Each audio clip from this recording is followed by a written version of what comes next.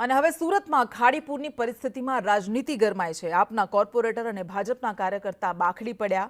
ભાજપના કાર્યકરે મહિલા કોર્પોરેટર સાથે ગાળાગાળી કરી।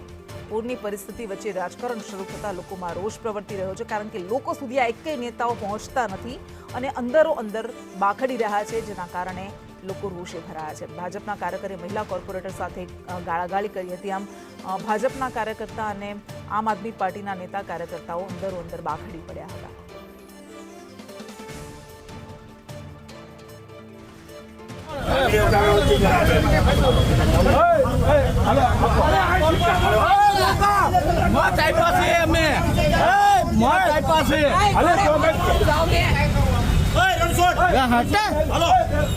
वच्चे वच्चे गुस्से पे आइए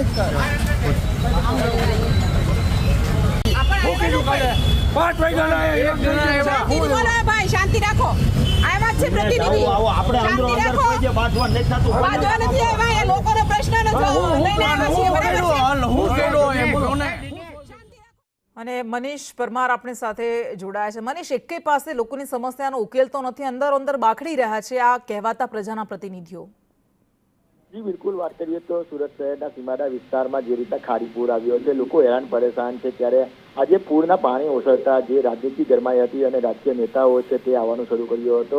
આ બંને જે પાર્ટીના લોકો છે ત્યાં પહોંચ્યા હતા। ખાસ કરીને વાત કરીએ તો ભાજપના જે કાર્યકર્તા અને આમ આદમી પાર્ટીના કોર્પોરેટર છે તે ત્યાં વિસ્તારમાં આવી પહોંચ્યા હતા, ત્યારે બંનેઓને જોઈને આમને સામને લોકો થઈ ગયા હતા અને એકબીજા પર આક્ષેપો કરી રહ્યા હતા કે તમે આજે દેખાયા છે તેમ કરીને બંનેઓ છે તેને જે કહેવાય કે અપશબ્દ પણ બોલ્યા હતા।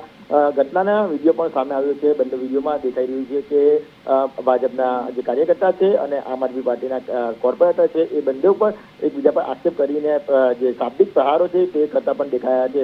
એટલે જે રીતના સુરત શહેરમાં જે ખાડી પૂર આવ્યું હતું તેનો હલ નથી શોધી શક્યા, પરંતુ આ જે કાર્યકર્તા છે, કોર્પોરેટર છે, તે જળ ખાટવા માટે ત્યાં પહોંચ્યા હતા અને આ જળ ખાટવાની વચ્ચે એકબીજા પર જે આક્ષેપ કરીને લડતા દેખાયા હતા। જી બિલકુલ, આભાર આપનો તમામ વિગત માટે।